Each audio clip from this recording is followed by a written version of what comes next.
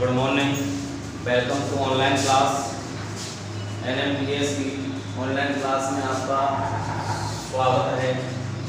देखो बच्चों, previous class के अंतर्गत हमने यानी कि मानव का जो तंत्र का तंत्र है उसके बारे में अध्ययन कराया था, जिसके अंतर्गत केंद्रीय तंत्र का तंत्र, अर्धीय तंत्र का तंत्र और स्वायत्त तंत्र का तंत्र के बारे में अध्ययन कराया।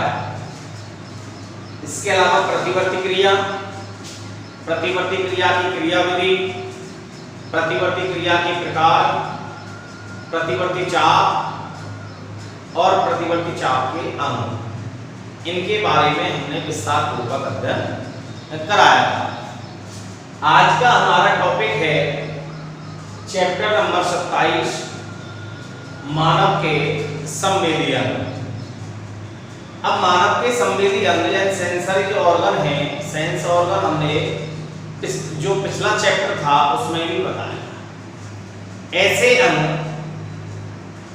जो संवेदनाओं को ग्रहण करते हैं संवेदी अंग कहलाते हैं, अर्थात उनमें उपस्थित ग्राही के द्वारा बाह्य वातावरण से सूचनाओं को ग्रहण करना, संवेदनाओं को ग्रहण करना, उद्दीपनों को ग्रहण करना जो ऑर्गन करते हैं उन्हें हम सेंस ऑर्गन या संवेदी अंग कहते हैं। अब मानव के संवेदी अंग किसे कहते हैं? ऐसे अंग जो संवेदनाओं को ग्रहण करते हैं संवेदी अंग कहलाते हैं। अर्थात हम ये भी कह सकते हैं कि जो बाह्य वातावरण में होने वाले परिवर्तनों के बारे में शरीर को जानकारी देते हैं, शरीर को जानकारी कराते हैं, उन अंगों को हम संवेदी अंग कहते हैं। ऐसे अंग जो संवेदनाओं को ग्रहण करते हैं और बाह्य वातावरण में होने वाले परिवर्तनों के बारे में और बाह्य वातावरण में होने वाले परिवर्तनों के बारे में शरीर को जानकारी प्रदान करते हैं, शरीर को ज्ञान कराते हैं, उन्हें हम संवेदी अंग कहते हैं। मानव के संवेदी अंगों को ज्ञानेंद्रियों के नाम से भी जाना जाता है। मानव के जो संवेदी अंग हैं उन्हें हम ज्ञानेंद्रियां भी कहते हैं। ज्ञानेंद्रियां का मतलब क्या है? ज्ञान कराने वाली इंद्रियां। ये मानव में 5 प्रकार की होती है। मानव में ये 5 प्रकार की होती है। इसे सबसे पहले अगर हम बात करें, अंग का नाम हो गया आंख, यहां नाम हो जाएगा अंग का, ऑर्गन। ये किस चीज का ज्ञान करा रहे हैं, और यहां इंद्रिया, ज्ञानेंद्रिया का नाम, ज्ञानेंद्रियों के नाम। सबसे पहला ऑर्गन हो गया आपके पास आंख। ये हमें दृष्टि ज्ञान कराता है। किसका कराता है बेटा?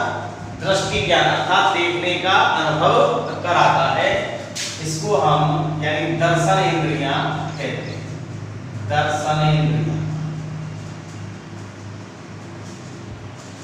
दूसरा है बेटा कान। ये हमें सुनने का काम करता है, सुनने का कार्य कराता है। ये इनका कार्य हो गया। इसको हम यानी श्रवण इंद्रियां कहते हैं। श्रवण इंद्रिय।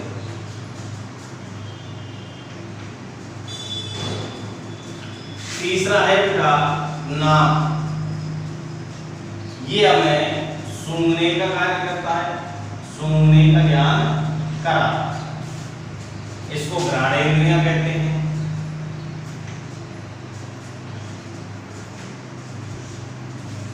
अगला है बेटा चौथा जीव।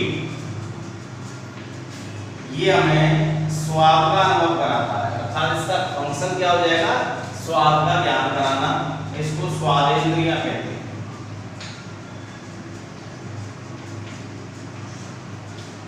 और 5वां है बेटा त्वचा।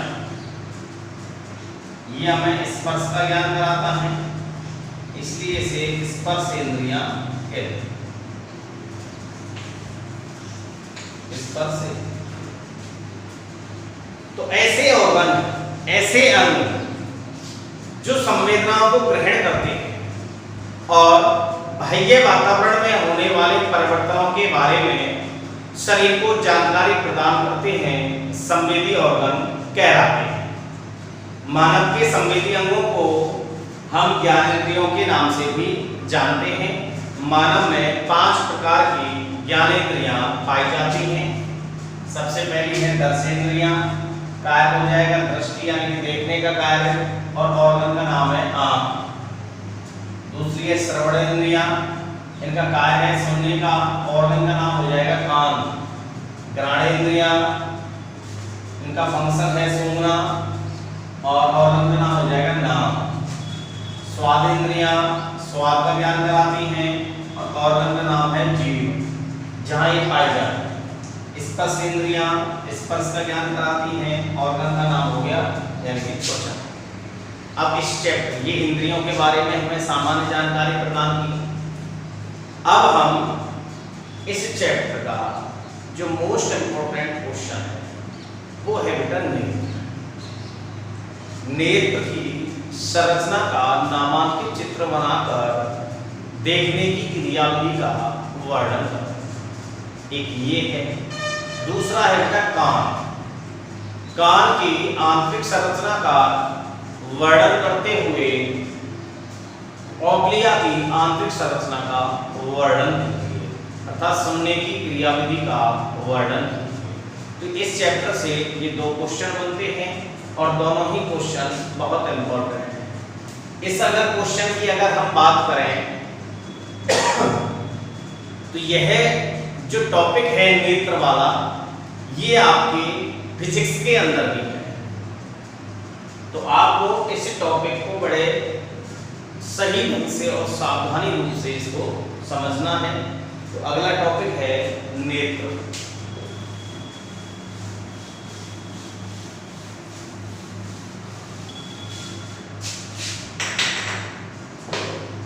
अगला टॉपिक है नेत्र। नेत्र की संरचना का नामांकित जो चित्र है वो आपके सामने ब्लैक बोर्ड पर उपस्थित है। एक बार इसको देख लीजिए आप, कौन कौन से भाग पाए जाएंगे। इसकी भित्ति में 3 भित्तियां हैं, श्वेत पटल, रक्तक पटल और रेटिना यानी कि दृष्टि पटल। इसके अलावा रेटिना में 2 प्रकार की सेल्स हैं, शंकु सेल्स और यानी दूसरी है बेटा यानी कि शलाका सेल्स। इसके अलावा 2 स्पॉट है रेटिना में, yellow spot, blind spot, teeth बिंदु, अंध बिंदु। इसके अलावा नेत्रों की भागों की बात करें हम तो नेत्र में 2 भाग होते हैं जो कि लेंस के द्वारा 2 भागों में बटे हुए होते हैं। एक होता है बेटा तरल कक्ष। अब तरल कक्ष में 2 हैं, एक तो है जलीय द्रव, दूसरा है काचा। एक है लेंस और लेंस के बाद में है आपका आइरिस यानी परिताका और दूसरी है यानी कि पुतली। ये नेत्र की संरचना में क्या होता है, पूरे कंप्लीट इसके भाग हैं। तो मानव में एक जोड़ी नेत्र पाए जाते हैं। कितने होते हैं बेटा, एक। मानव के अंदर एक जोड़ी नेत्र पाए जाते हैं जो कि दृष्टि ज्ञान कराते हैं, अर्थात सूचनाओं को ग्रहण करके, संवेदनाओं को ग्रहण करके देखने का कार्य करती हैं। नेत्र का आकार लगभग गोलाकार होता है।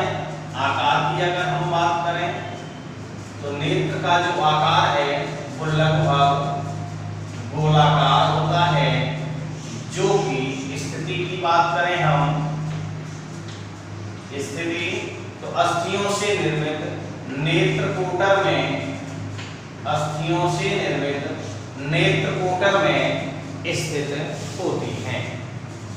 इसका कुछ भाग, बाहरी जो भाग है वो उभरा हुआ होता है और इसकी जो आंतरिक संरचना है उसमें निम्नलिखित ऑर्गन पाए जाते हैं। ये नेत्र है बेटा आपका। मानव में एक जोड़ी नेत्र पाए जाते हैं जो कि संवेदनाओं को ग्रहण करके दृष्टि ज्ञान कराते हैं। नेत्र हैं ये बाह्य वातावरण में जो भी रंगीन रंग बिरंगे जो भी आपके साधन हैं, जो वस्तु हैं, उनको देखने का कार्य कराती हैं। आकार की बात करें तो नेत्र का आकार लगभग गोलाकार होता है। स्थिति की बात करें तो गोलाकार आंखें हैं जो कि अस्थियों से निर्मित नेत्र कोटर में स्थित होती हैं। इसका कुछ भाग उभरा हुआ होता है। इसकी आंतरिक संरचना में निम्नलिखित भाग पाए जाते हैं। एक बार फिर ध्यान से सुनिए बेटा, मानव में एक जोड़ी नेत्र पाए जाते हैं जो कि हमें दृष्टि ज्ञान कराते हैं, अर्थात बाह्य वातावरण से जो भी संवेदना है उन संवेदनाओं को ग्रहण करके देखने का कार्य करती हैं। इनका आकार लगभग गोलाकार होता है जो कि अस्थियों से निर्मित नेत्र कोटर में स्थित होते हैं। अब हम इसकी आंतरिक संरचना की बात करें तो नेत्र की आंतरिक संरचना में निम्नलिखित भाग पाए जाते हैं। आंतरिक संरचना, इंटरनल संरचना, नेत्र की आंतरिक संरचना की बात करें हम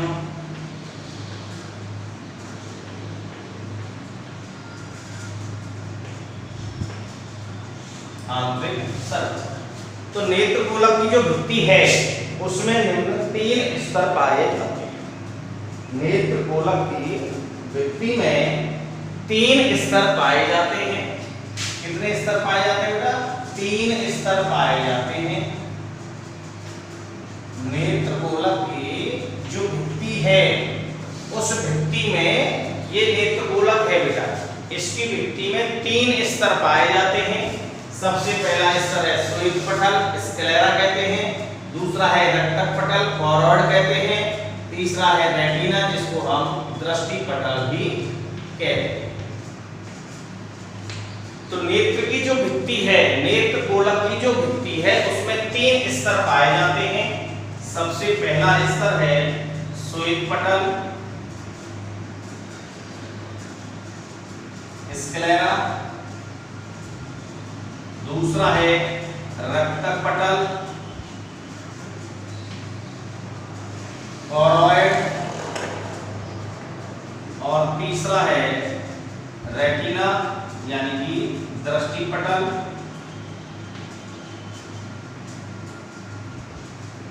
जिसे हम रेटिना कहते हैं। तो नेत्र की जो आंतरिक संरचना, बेटा ध्यान से सुनो, फिजिक्स का भी टॉपिक है इसलिए आपको यहाँ भी समझना है, वहाँ भी समझना है। तो नेत्र गोलक की जो आंतरिक भित्ति है, नेत्र गोलक की जो भित्ति है उसमें 3 स्तर पाए जाते हैं।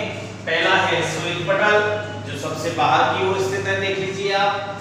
दूसरा है रक्तक पटल जो कि मध्य का भाग है, और तीसरा है दृष्टि पटल रेटिना जो कि सबसे आंतरिक भाग होता है। अब सबसे पहले हम श्वेत पटल की बात करते हैं। ये 3 स्तर हो गए बेटा। अब इसमें से सबसे पहला जो स्तर है वो है आपका श्वेत पटल।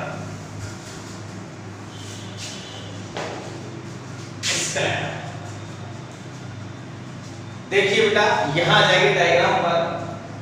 यह नेत्र गोलक की भित्ति का सबसे बाह्य मजबूत और श्वेत रंग की परत होती है। अगर हम सामान्य स्थिति में भी देखें तो हम एक दूसरे की आंखों में आंखें डाल के देखते हैं। तो देखिए बेटा, सबसे बाह्य जो सफेद रंग का जो स्तर है उसको हम श्वेत पटल कहते हैं। श्वेत पटल की अगर हम बात कर रहे हैं, यह सबसे बाह्य मजबूत और सफेद रंग का स्तर होता है। सफेद रंग का स्तर होता है। श्वेत पटल में 2 भाग पाए जाते हैं। एक होता है कॉर्निया और दूसरा होता है तंतु में संयोजी ऊतक। तंतु में संयोजी ऊतक, यह श्वेत पटल का 20% भाग बनाता है। ध्यान से सुनो बेटा, जो कॉर्निया है यह श्वेत पटल का लगभग 20% भाग बनाता है। शेष तंतु में जो ऊतक है, संयोजी ऊतक को 80% भाग बनाता है। अब सबसे पहले हम कॉर्निया की अगर हम बात करें तो श्वेत पटल के नेत्रगोलक के सामने, नेत्रगोलक के सामने बाहर की ओर यह कुछ उभरा हुआ होता है। श्वेत पटल की अगर हम बात कर रहे हैं तो श्वेत पटल का नेत्रगोलक के सामने का भाग उभरा हुआ होता है, जिसे हम कॉर्निया कहते हैं। यह श्वेत पटल का 20% भाग बनाता है। कितना बनाता है? 20%। श्वेत पटल बेटा सबसे बाहरी स्तर होता है। श्वेत पटल का नेत्रगोलक के सामने वाला भाग, ये सामने वाला भाग जो उभरा हुआ है उसे हम कॉर्निया कहते हैं। क्या कह रहे हैं हम? कॉर्निया कहते हैं। यह पारदर्शी होता है। कैसा होता है? पारदर्शी होता है। और जो प्रकाश है, प्रकाश इसी क्षेत्र से नेत्र के अंदर प्रवेश करता है। तो ये वाला भाग कौन सा हो बेटा? आपका कॉर्निया हो गया। श्वेत पटल का श्वेत पटल सबसे भारी भाग है, तो श्वेत पटल का नेत्रगोलक के सामने का भाग उभरा हुआ होता है, जो कि पारदर्शी होता है, उसे हम कॉर्निया कहते हैं। यह श्वेत पटल का 20% भाग बनाता है। शेष जो भाग है 80% वह तंतु में संयोजी ऊतक होता है। अब तंतु में संयोजी ऊतक की अगर हम बात करें तो तंतु में संयोजी ऊतक नेत्रगोलक को एक निश्चित आकृति प्रदान करने का कार्य करता है। तंतु में संयोजी जो ऊतक है यह नेत्रगोलक को एक निश्चित आकार प्रदान करता है। इसके अलावा नेत्र की गति के लिए, नेत्र की गति के लिए पेशियों के जुड़ने के लिए एक आधार बनाने का कार्य करता है। कौन? तंतु में संयोजी ऊतक। ठीक है बेटा, एक बार दोबारा से सुनिए आप। श्वेत पटल की अगर हम बात कर रहे हैं तो श्वेत पटल नेत्र का सबसे बाह्य, मजबूत और सफेद रंग का स्तर होता है, जिसमें दो भाग पाए जाते हैं। पहला कॉर्निया, दूसरा तंतु में संयोजी ऊतक। कॉर्निया श्वेत पटल का 20% भाग बनाता है और तंतु में संयोजी ऊतक है ये 80% भाग बनाता है। कॉर्निया की अगर हम बात करें तो श्वेत पटल का नेत्रगोलक के सामने का भाग उभरा हुआ व पारदर्शी होता है, जिसे हम कॉर्निया कहते हैं। इसी भाग से नेत्र के अंदर प्रकाश प्रवेश करता है, अर्थात प्रकाश की किरणें प्रवेश करती है। दूसरा है तंतु में संयोजी ऊतक, यह 80% भाग बनाता है। इसके अलावा यह नेत्र को एक निश्चित आकृति प्रदान करने का कार्य करता है। इसके अलावा जो भी नेत्र हमारी गति करती है इधर उधर, बाएं दाएं, ऊपर नीचे, इस जो गति है, इस गति के जो पेशियां हैं उन पेशियों के जुड़ने के लिए आधार बनाने का कार्य करता है। कॉर्निया थोड़ा सा वक्राकार होता है, जिससे यह प्रकाश आसानी से इसके अंदर प्रवेश कर जाता है। तो पहला पार्ट था आपका श्वेत पटल। यह नेत्र का सबसे बाह्य भाग मजबूत और सफेद रंग का होता है, जो कि दो भागों में बटा होता है। एक कॉर्निया है, दूसरा तंतु में संयोजी ऊतक है। कॉर्निया 20% भाग बनाएगा। यह नेत्रगोलक का क्या है भाग जो है ये उभरा हुआ होता है, पारदर्शी भाग होता है, 20% भाग बनाएगा। शेष 80% जो भाग है ये नेत्र को निश्चित आकृति प्रदान करने का कार्य करता है। इसके अलावा नेत्र की गति के लिए, पेशियों के जुड़ने के लिए आधार बनाने का कार्य करता है। तो ये आपका पहला था श्वेत पटल। दूसरा है आपका रक्तक पटल। दूसरा कौन सा है?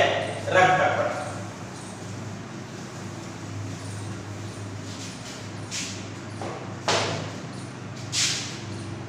दूसरा है आपका रक्तक पटल।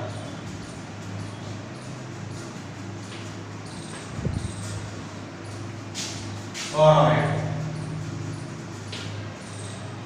रक्त ये रहा रक्त पटल, कहाँ है? मध्य का। तो यह नेत्र की भित्ति का मध्य भाग होता है। कौन सा होता है? मध्य भाग होता है। सबसे पहली बात तो ये है मध्य भाग है। इसका निर्माण संयोजी ऊतक से होता है। इसका निर्माण संयोजी ऊतक से होता है। यह नेत्र की भित्ति का मध्य भाग होता है तथा इसका निर्माण संयोजी ऊतक से होता है। रक्तक पटल, सबसे पहले बाह्य पटल, ये वाला रक्तक पटल और ये वाला रेटिना। तो यह नेत्र का मध्य भाग होता है। इसका निर्माण संयोजी ऊतक से होता है। इसके अंदर रक्त वाहिनियों का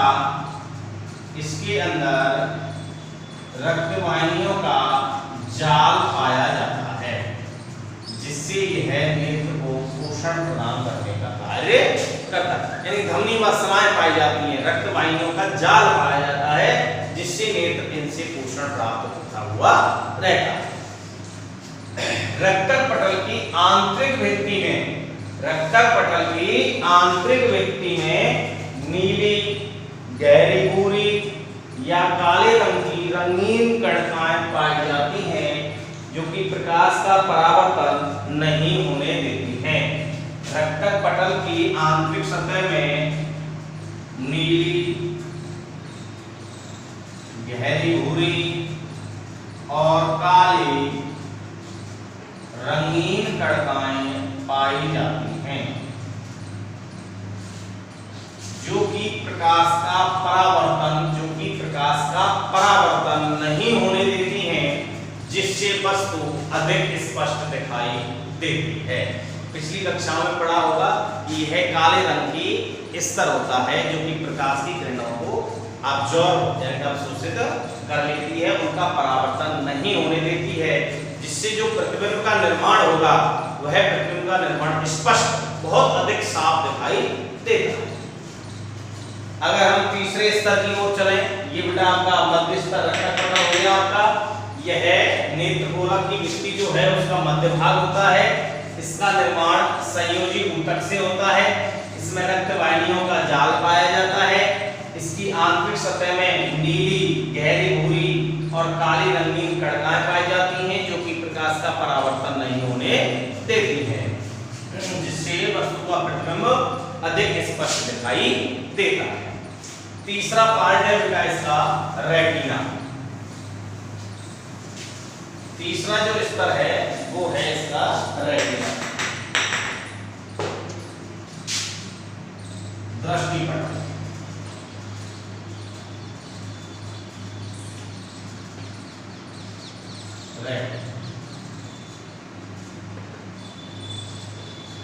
तो यह आंतरिक हो गया, यह आंतरिक व संवेदी भाग। यह नेत्र की जो भित्ति है उसका सबसे आंतरिक वाला भाग है, आंतरिक परत होती है और ऐसे संवेदी भाग है, अर्थात यहाँ वस्तु का प्रतिबिंब बनता है। रेटिना जो है दृष्टि पटल इसलिए कहते हैं क्योंकि दिखाई यानी कि जो वस्तु का प्रतिबिंब है वो इस रेटिना पर ही बनता है। रेटिना में दो प्रकार की सेल्स पाई जाती हैं, दो प्रकार की सेल्स पाई जाती हैं, दो प्रकार की सेल्स पाई जाती हैं। एक होती है बेटा शंकु सेल्स और दूसरी होती है बेटा यानी कि शलाका सेल्स। इनको इंग्लिश में कॉन सेल्स कहते हैं और इनको रोड सेल। सबसे पहले बेटा शंकु सेल्स। कौन सी बेटा? शंकु सेल्स। कहाँ है बेटा? रेटिना के अंदर। अर्थात रेटिना जो है दृष्टि पटल है, इसमें दो प्रकार की सेल्स पाई जाती है, एक होती है शंकु सेल्स और दूसरी होती है आपकी यानी कि शलाका सेल्स। अब शंकु सेल्स की अगर हम बात कर रहे हैं, किसकी कर रहे हैं? शंकु सेल्स की। तो बेटा देखिए शंकु है नाम, तो ये रेटिना में शंकु के आकार की, जैसी बेटा शंकु के आकार की सेल्स पाई जाती हैं। शंकु सेल्स की बात कर रहे हैं तो यह रेटिना में शंकु के आकार की कोशिकाएं होती हैं जो कि तेज प्रकाश में विभिन्न रंगों की जानकारी प्रदान करती हैं। शंकु सेल्स की बात कर रहे हैं हम तो यह रेटिना में शंकु के आकार की सेल्स होती हैं जो कि तेज प्रकाश में विभिन्न रंगों का ज्ञान कराने का कार्य करती हैं। इनकी जो संख्या है, इनकी संख्या 16.5 मिलियन होती है। कितनी होती है बेटा इनकी संख्या?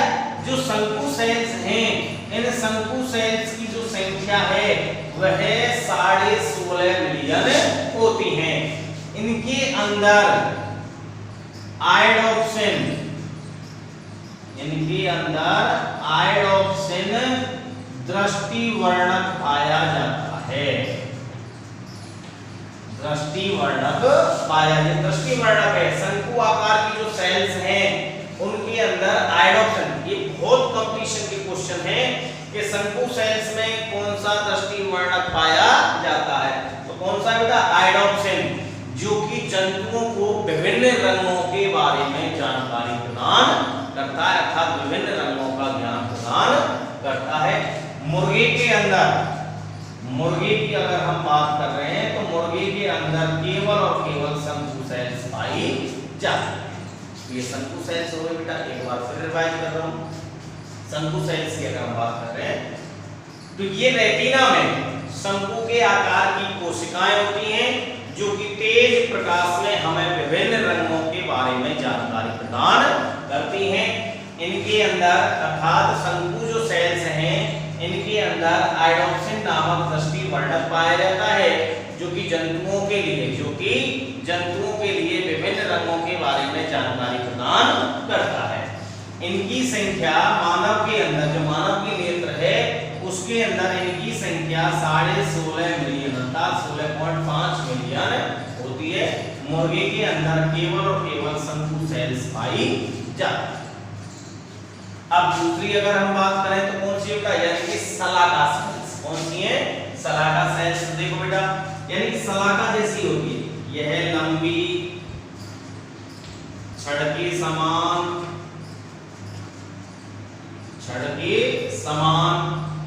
बेलनाकार।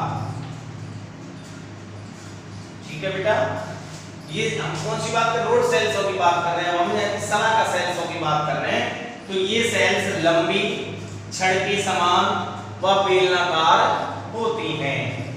ठीक है, ये इनका जो कार्य है ये मंद प्रकाश में भी हमें दृष्टि ज्ञान कराती है अर्थात अंधेरे में भी ये है हमें दिखाई यानी कि दृष्टि ज्ञान कराने का कार्य करती हैं। इनके अंदर जो दृष्टिवर्णक है वो है रोडोप्सिन। कौन सा बेटा? रोडोप्सिन, जो कि विटामिन ए से बनता है। किससे बनता है बेटा? विटामिन ए से इसका निर्माण होता है अर्थात सलाका सेल्स में विटामिन ए से निर्मित रोडोप्सिन नामक दृष्टिवर्णक पाया जाता है जो कि हमें कम प्रकाश में अर्थात अंधेरे में भी दिखाई देने का कार्य कराता है। अगर बॉडी में विटामिन ए की कमी हो जाएगी तो रोडोप्सिन प्रेरक भी हो जाएगा जिससे हमें अंधेरे में अर्थात कम प्रकाश में दिखाई नहीं देता है, जिसे हम रतौंधी रोग कहते हैं। उल्लू के अंदर केवल और केवल सलाका सेल्स पाई जाती हैं। इनकी जो संख्या है वो है 115 मिलियन। मानव के अंदर सलाका सेल्स की संख्या 115 मिलियन होती है। ठीक है बेटा, रोडोप्सिन वर्णक है जो कि विटामिन ए से इनका निर्माण होता है। अगर विटामिन ए की कमी हो जाएगी तो रोडोप्सिन नामक दृष्टिवर्णक भी कम हो जाएगा जिससे हमें अंधेरे में दिखाई नहीं देता है, इसलिए उस रोग को हम रतौंधी रोग कहते हैं। उल्लू के अंदर केवल और केवल सलाका सेल्स पाई जाती हैं और मानव नेत्र की अगर हम बात करें तो शंकु सेल्स की अपेक्षा सलाका सेल्स की संख्या अत्यधिक पाई जाती है। तो ये आपके 3 स्तर हो गए बेटा। पहला स्तर था आपका श्वेत पटल, दूसरा था आपका रक्तक पटल और तीसरा है आपका दृष्टि पटल अर्थात रेटिना। अब रेटिना के अंदर 2 बिंदु और पाए जाते हैं। रेटिना के अंदर 2 बिंदु और पाए जाते हैं। एक तो है येलो स्पॉट और दूसरा है ब्लाइंड स्पॉट।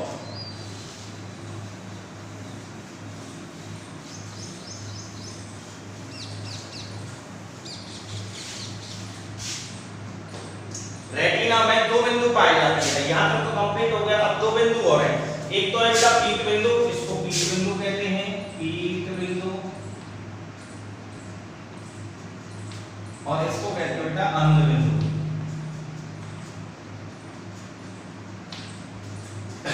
तो रेटिना ही चल रहा है बेटा, इसमें पीत बिंदु पहला है बेटा आपका येलो स्पॉट,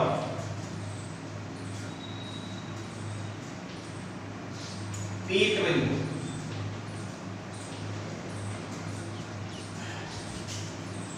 तो रेटिना ये आंतरिक परत है बेटा। तो रेटिना के मध्य में, कहां बेटा, रेटिना के मध्य में एक पीले रंग का एक स्पॉट, एक बिंदु पाया जाता है जिसे हम पीत बिंदु कहते हैं। इसी बिंदु पर वस्तु का प्रतिबिंब बनता है और हमें इस बिंदु में जो पीत बिंदु है यहाँ शंकु सेल्स और यानी कि शलाका सेल्स अर्थात संवेदी सेल्सों की संख्या अत्यधिक पाई जाती है। यह रेटिना का मध्य बिंदु होता है जहां पर वस्तु का प्रतिबिंब बनता है। इसमें संवेदी सेल्सों की संख्या अधिक होती है अर्थात शलाका और शंकु सेल्स दोनों की संख्याएं अधिक पाई जाती हैं। अब इसको पीत बिंदु क्यों कहते हैं? क्योंकि ल्यूटिन नामक पदार्थ की उपस्थिति के कारण इसका रंग पीला होता है। ल्यूटिन नामक पदार्थ की उपस्थिति के कारण इसका रंग पीला होता है, इसलिए इसको हम पीत बिंदु या मैक्युला लुटिया कहते हैं। इसके केंद्र में एक गड्ढा पाया जाता है जिसको फोविया सेंट्रिलिस कहते हैं। क्या कहते हैं बेटा? फोविया सेंट्रिलिस।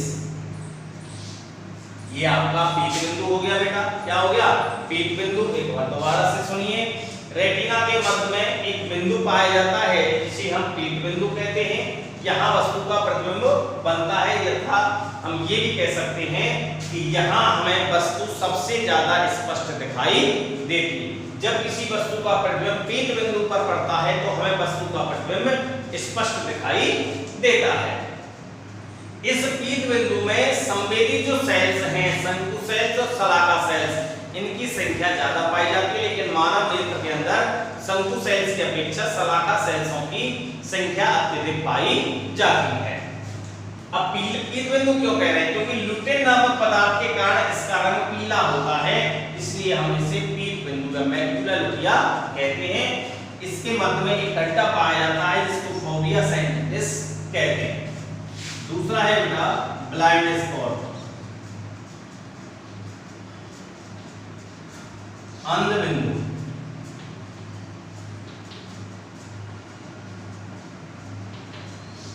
अंध बिंदु, ब्लाइंड अंध बिंदु अर्थात इसमें किसी भी प्रकार की संवेदी सेल्स नहीं पाई जाएंगी, अर्थात शंकु और शलाका दोनों प्रकार की सेल्सों का अभाव पाया जाता है। अर्थात पीत बिंदु के नीचे, देखिए आप, पीत बिंदु के नीचे वाला जो भाग है उसे अंध बिंदु कहते हैं, जहां समस्त संवेदी सेल्सों से तंत्रिका तंतु एकत्रित होते हैं और ऑप्टिक नर्व्स अर्थात यानी कि दृक तंत्रिका का निर्माण करते हैं। इसी क्षेत्र से दृक तंत्रिका जो है ये नेत्र कोटर से बाहर निकलती हैं। यहाँ शंकु और शलाका सेल्सों का अभाव होता है, इसलिए यहाँ वस्तु का प्रतिबिंब नहीं बनता है, इसलिए इसे हम अंध बिंदु कहते हैं। तो ये आपके तीन स्तर हो गए बेटा। पहला था श्वेत पटल, दूसरा था रक्तक पटल और तीसरा है रेटिना। अब इसके बाद में अगला जो टॉपिक है, अगला जो भाग आ जाएगा वो है बेटा नेत्र के भाग। कौन से आ जाएंगे बेटा? नेत्र के भाग। और नेत्र के जो भाग हैं तो आंतरिक रूप से नेत्र के भाग दो भाग होंगे बेटा, जो लेंस के द्वारा बटे हुए होते हैं। बाहर की ओर अर्थात कॉर्निया की ओर जो भाग है उसे बाहरी पक्ष कहेंगे और जो अंदर की ओर स्थित है उसे हम आंतरिक पक्ष कहते हैं। नेत्र के भाग, तो नेत्र में दो भाग है बेटा, बाहरी भाग और आंतरिक भाग।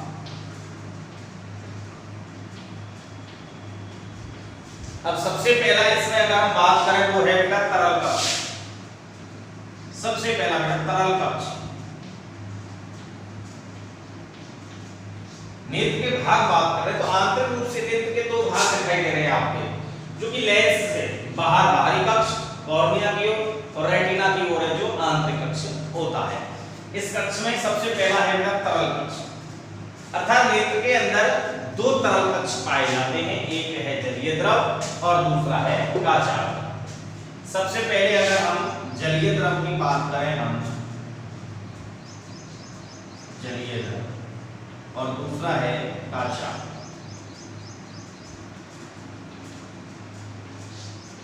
देखिए बेटा, नेत्र लेंस और कॉर्निया के मध्य, नेत्र लेंस और कॉर्निया के मध्य तरल जो पदार्थ है उसको हम जलीय द्रव कहते हैं।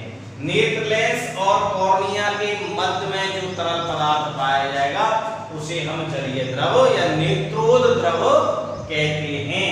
यह आंख को नम बनाने का कार्य करता है तथा शारीरिक जो भी संकट हैं उनसे नेत्र की सुरक्षा करने का कार्य करता है। नेत्र और कॉर्निया के मध्य में जो भाग है उसको जलीय द्रव कहते हैं। दूसरा है काचार द्रव।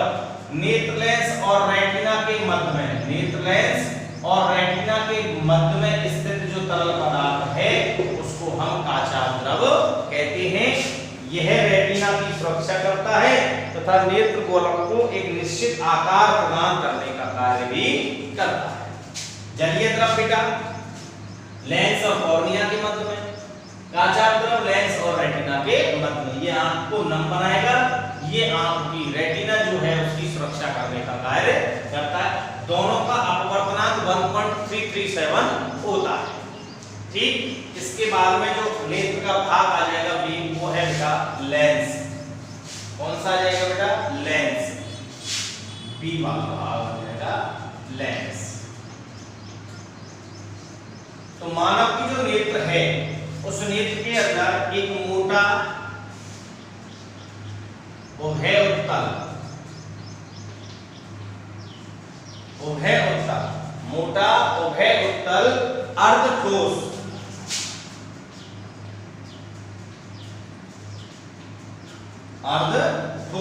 लेंस की बात कर रहे हैं हम, तो यह मोटा उभय उत्तल और अर्धठोस प्रकार का एक लेंस पाया जाता है जो कि वस्तु का प्रतिबिंब, इस पर जो वस्तु का प्रतिबिंब जो बनेगा वो उल्टा वास्तविक और वस्तु के आकार से छोटा बनता है। यह एक जिलेटिन नामक मुलायम पदार्थ बेटा जेल के समान होता है। यह जिलेटिन नामक पदार्थ के द्वारा जुड़ा हुआ होता है तथा यानी कि निलंबन तंतु की सहायता से सिलेरक आय से जुड़ा हुआ होता है। जब अगर हम ये बात करें बेटा कि जब जो स्नायु हैं ये स्नायु खिंचे हुए होंगे तो इसका जो व्यास है वो क्या हो जाएगा? कम हो जाएगा। जैसे रबड़ को हम खींचेंगे तो उसका व्यास कैसा हो जाएगा? कम। तो जब स्नायु खिंचे हुए होंगे तो इसका व्यास कम हो जाएगा, अर्थात इसकी जो यानी कि वक्रता है वो वक्रता भी कम होती है। और जब स्नायु ढीले होंगे तो क्या होगा? इसका व्यास अधिक होगा और इसकी वक्रता भी अधिक होती है। अगला है बेटा आइरिस यानी कि परिताप। आइरिस यानी कि नेत्र के सामने, नेत्र जो लेंस है उसके सामने एक काले रंग का एक पारदर्शी पर्दा होता है। क्या होता है? नेत्र लेंस के सामने एक काले रंग का पर्दा होता है जिसे हम आइरिस कहते हैं। इसका रंग नीला भी हो सकता है, भूरा भी हो सकता है। जो ये काला काला धब्बा जो दिख रहा है ये किसी के भूरा होगा, किसी के नीला होगा। इसी रंग के आधार पर हम उसके नेत्र के रंग का प्रदर्शन अर्थात करते हैं। इसके बाद में है पिupil यानी पुतली। इस आइरिस के मध्य में देखिए आप, इस आइरिस के मध्य में एक और छोटा छिद्र होता है जिसे हम पुतली कहते हैं। पुतली की एक विशेषता होती है कि अधिक प्रकाश में सिकुड़ जाती है और कम प्रकाश में यह फैल जाती है। तो इस प्रकार से ये पूरी की पूरी नेत्र की संरचना है जो कि आपकी खत्म हो गई है। ठीक है बच्चों, कोई भी चीज समझ में नहीं आई हो तो आप कमेंट्स कर सकते हैं। नेक्स्ट जो क्लास होगी उस क्लास में हम इसका रिवाइज भी करते चलेंगे और साथ के साथ लिखाएंगे। ठीक है बच्चों।